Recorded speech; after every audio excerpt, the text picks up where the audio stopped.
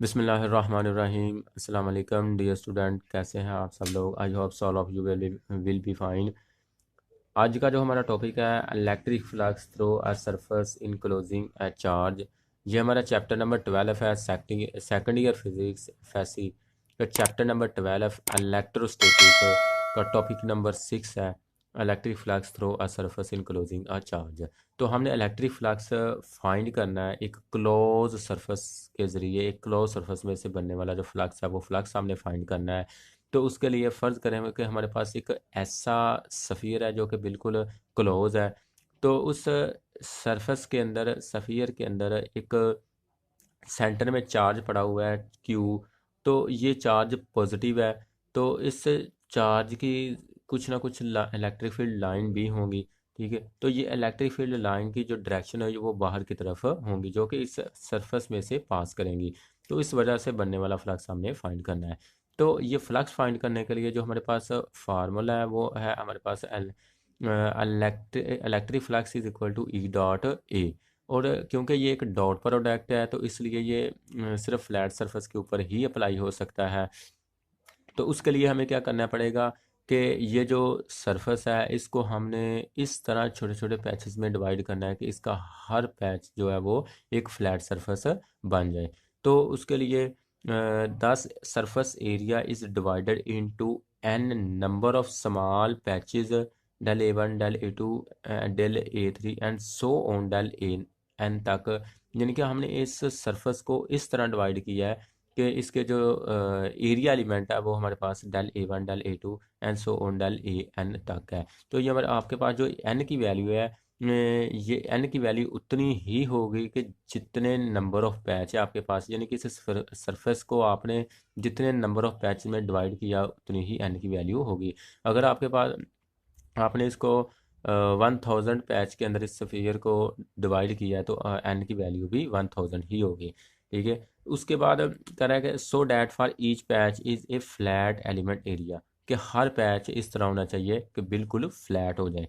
अब let the electric intensity at the centre of vector area. ठीक है, अब जो हमने वेक्टर एरिया हमारे पास है, क्योंकि हर जो पैच है, स्मॉल पैच है, ठीक है, वो एक एरिया एलिमेंट है, तो हर एरिया एलिमेंट का एक वेक्टर एरिया भी होगा। जैसे कि ये हमने एक स्मॉल पैच ले लिया है, एरिया एलिमेंट लिया हुआ है। ठीक है, तो इस एरिया एलिमेंट का ये वाला डेल ए वेक्टर एरिया है और इसकी जो इलेक्ट्रिक इंटेंसिटी है वो ई है हमारे पास। ठीक है, तो इस वेक्टर एरिया से इलेक्ट्रिक फील्ड लाइन भी गुजर रही है, ठीक है, जिनकी डायरेक्शन बाहर की तरफ है। ठीक है, तो इस तरह हमने इलेक्ट्रिक फ्लक्स जो है वो फाइंड करना है। तो सबसे पहले हम क्या करेंगे कि ये जो हम एक एरिया एलिमेंट लिया है, इस एरिया एलिमेंट का हमने एंगल मालूम करके फ्लक्स फाइंड करना है। और इसी तरह हमारे पास इस पूरे सरफेस के अंदर इलेक्ट्रिक फ्लक्स हम कैलकुलेट कर सकते हैं। तो अब हर एरिया एलिमेंट का जो वेक्टर एरिया है वो हमारे पास बिल तरतीब del A one, del A two, del A three and so on del n तक, ए एन तक है। और इनसे जो इलेक्ट्रिक इंटेंसिटी ई है, यानी कि इलेक्ट्रिक फील्ड लाइन जो गुजरे है उसकी वजह से जो इलेक्ट्रिक फील्ड इंटेंसिटी है वो हमारे पास E one, E two, E three and so on E N तक है। तो इस तरह हम इसके हमने टोटल फ्लक्स फाइंड करना है through a close surface.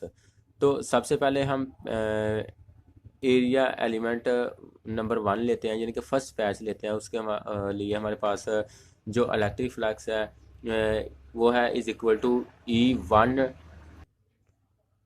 Dot del A one है आपके पास फर्स्ट पैच के लिए।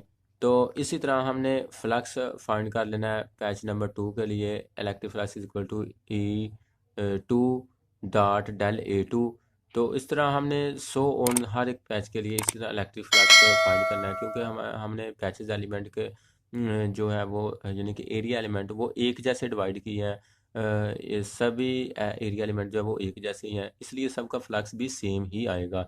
तो उसके लिए हर एक का इलेक्ट्रिक फ्लक्स फाइंड करने के बाद हम क्या करेंगे कि इसका जो टोटल इलेक्ट्रिक फ्लक्स है वो फाइंड करेंगे। तो टोटल इलेक्ट्रिक फ्लक्स फाइंड करने के लिए हम क्या करेंगे, phi is equal to phi one यानी कि electric flux 1 plus electric flux 2 and so on electric flux nth values तक। तो इनकी जगह हम क्या करेंगे कि हर एक एरिया एलिमेंट की इधर वैल्यू पुट करेंगे, यानी कि हर एरिया में एलिमेंट की वजह से जो हमने फ्लक्स फाइंड किया है वो हमने इधर वैल्यू लगानी है। तो वैल्यू लगाने के बाद हमारे पास जो इक्वेशन हमारे पास जो आ रही है वो हमारे पास बन जाएगी electric flux is equal to E1 dot del A1 plus E2 del dot del A2 and so on nth तक ये वैल्यू जा रही है हमारे पास। तो इस तरह कह रहा है कि as the direction of E and A are same, यानी कि E और A की वैल्यू जो है वो सेम है, तो इस तरह इनके दरमियान जो बनने वाला एंगल है थीटा है वो ज़ीरो है। तो इसको ज़रा डायग्राम की मदद से देखते हैं। अब ज़रा डायग्राम के ऊपर अगर गौर किया जाए तो ये जो हमने एरिया एलिमेंट नंबर 1 लिया हुआ है, तो इस एरिया एलिमेंट का ये वेक्टर एरिया है, ठीक है। और ये इलेक्ट्रिक फील्ड लाइन की डायरेक्शन है। तो इन दोनों की डायरेक्शन सेम है, तो सेम डायरेक्शन होने की वजह से इन दोनों के दरमियान जो एंगल बनेगा वो क्या होगा, theta is equal to zero होगा, क्योंकि एरिया एलिमेंट जो होता है वो हमेशा किसी भी सरफेस के परपेंडिकुलर होता है, ठीक है। तो ये एरिया हमारे पास, तो ये वेक्टर एरिया है, ठीक है, ये इस सरफेस एरिया के परपेंडिकुलर है, ठीक है। और इस तरह ई की जो डायरेक्शन है वो भी सेम है, तो इन दोनों के दरमियान एंगल ज़ीरो ही बनेगा। इसी तरह क्योंकि हमें पता है कि कॉज ज़ीरो जो होता है वो 1 के बराबर होता है, तो phi is equal to E A cos theta, तो थीटा की जगह अगर हम वैल्यू पुट करेंगे तो ये हमारे पास मैक्सिमम वैल्यू आएगी फ्लक्स की। तो इसलिए हम ये कह सकते हैं कि as all the surface element are at equal distance from Q, कि हर उस सफ़ियर के अंदर, क्लोज सरफेस के अंदर हर जो एरिया एलिमेंट है, सरफेस एलिमेंट है, वो क्यू से डिस्टेंस एक जैसे फासले पर है। तो इसलिए हम कह सकते हैं कि E1 is equal to E2 बराबर E3 and so on E, यानी कि इन सब को हम सबको ई के बराबर रख सकते हैं, क्योंकि हर एरिया एलिमेंट्स की जो इलेक्ट्रिक फील्ड इंटेंसिटी होगी वो एक जैसी ही होगी। तो इसलिए इसको E1 E2 E3 and so EN लिखने की बजाय हम इसको सिंपल ई लिख लेंगे, यानी इन सब को ई के बराबर हम रख सकते हैं। हैंस इसके बाद करा कि ये ई जो है अब हमारे पास है ये कॉमन आ जाएगा। तो कॉमन आने की वजह से इसको अगर हम इस ई को कॉमन ले लें इस इक्वेशन से, तो ई को हमने क्या किया, बाहर निकाल लिया है। तो electric flux is equal to E del A1 plus del A2 del A3 and so on del A N तक है। तो ये जो हमारे पास क्या है, एरिया है, ठीक है। तो ये एक एरिया एलिमेंट है हमारे पास बेलतरतीब A area element number 1 2 and 3 and so on N तक। तो इन सब को अगर हम इकट्ठा करें तो हमारे पास एक पूरे सरफेस का एरिया बनता है। तो आपको पता है कि जो ये एक क्लोज सरफेस है एक सफ़ियर की तरह है, तो इस सफ़ियर का जो एरिया होता है वो हमारे पास 4 पाई r स्क्वायर के बराबर होता है। तो इस तरह हम इस ए की जगह, इस एरिया की जगह ये एरिया की वैल्यू हम लगाएंगे 4 पाई r स्क्वायर। तो इस तरह हमारे पास जो इक्वेशन बनेगी electric flux is equal to E 4 pi r square. और ये हमें पता है कि ये ई की जो वैल्यू होती है E is equal to K/r², ठीक है। K/r² है। तो ये जो K है इसकी वैल्यू अगर हम लगाएं तो ये हमारे पास जो बनता है ई इज इक्वल टू, तो के की वैल्यू हमारे पास 1/4 पाई एप्सिलॉन नॉट होती है। तो इस तरह के की वैल्यू लगाने से Q/r² बन रहा है। तो इस ये हमारे पास जो ई की वैल्यू बनी है इसको ये ऊपर वाली इक्वेशन में जब हम लगाएंगे तो हमारे पास ये जो इक्वेशन बननी है ये कुछ इस तरह बननी है। Electric flux is equal to 1/4 pi epsilon naught Q/r², और ये एरिया की वैल्यू है 4 पाई r²। तो ये जो 4 पाई से कैंसिल है, आर स्केयर से कैंसिल है, तो हमारे पास जो बाकी बचता है वो electric flux is equal to Q/एप्सिलॉन नॉट। तो अब जो हमारे पास फ्लक्स बन रहा है electric flux is equal to 1/एप्सिलॉन नॉट मल्टीप्लाई बाय क्यू। इसको हम यू भी लिख सकते हैं या इस तरह भी लिख सकते हैं। तो इसका मतलब ये है कि ये हमारे पास इलेक्ट्रिक फ्लक्स है through as surface enclosing a charge. एक क्लोज सरफेस की वजह से है जिसके अंदर एक चार्ज पड़ा हुआ है, और उस वजह से जो फ्लक्स वह हमारे पास बन रहा है वो हमारे पास है ये है। और इन दोनों सूरतों को यानी कि हम इसको यूं भी लिख सकते हैं और इस तरह भी लिख सकते हैं। अब हमने देखना है कि ये जो इलेक्ट्रिक फ्लक्स है ये किन चीज़ों के ऊपर डिपेंड करता है। अब हम देखते हैं electric flux. Electric flux point number 1 करें कि electric flux does not depend upon the shape of geometry. के इलेक्ट्रिक फ्लक्स जो होता है ये शेप ऑफ जियोमेट्री के ऊपर डिपेंड नहीं करता कि अगर हमारे पास क्लोज सरफेस किसी भी शेप की हो, चाहे वो एक इरेगुलर शेप हो या रेगुलर शेप हो, तो इलेक्ट्रिक फ्लक्स शेप के ऊपर, शेप ऑफ जियोमेट्री के ऊपर डिपेंड नहीं करता।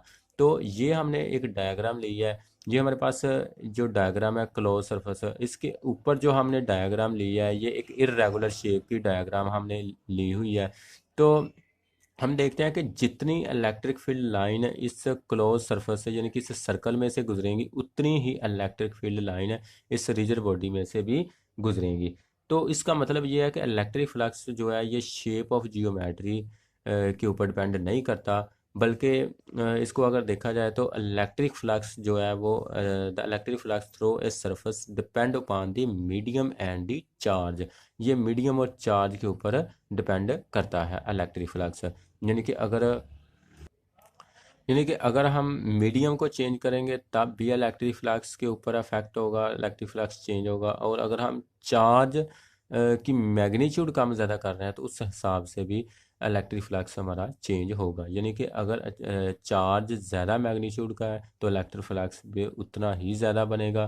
ठीक है, इलेक्ट्रिक फ्लक्स की जो स्ट्रेंथ होगी वो उतनी ज़्यादा होगी। अगर चार्ज हमारे पास कम मैग्नीट्यूड का है तो इलेक्ट्रिक फ्लक्स भी उतना कम होगा, उसकी स्ट्रेंथ उतनी कम होगी। तो इस तरह electric flux shape of geometry के ऊपर डिपेंड नहीं करता, ये मीडियम और चार्ज के ऊपर डिपेंड करता है। तो इलेक्ट्रिक फ्लक्स जो है वो मीडियम और चार्ज के साथ साथ चेंज होता है। मीडियम और चार्ज चेंज करने से इलेक्ट्रिक फ्लक्स भी चेंज होता है। तो आज का जो हमारा टॉपिक है यहाँ तक ख़त्म होता है। मिलते हैं नेक्स्ट वीडियो में। अगर आपने अभी तक मेरे चैनल को सब्सक्राइब नहीं किया तो सब्सक्राइब करें, लाइक करें और ज़्यादा से ज़्यादा दोस्तों में शेयर करें।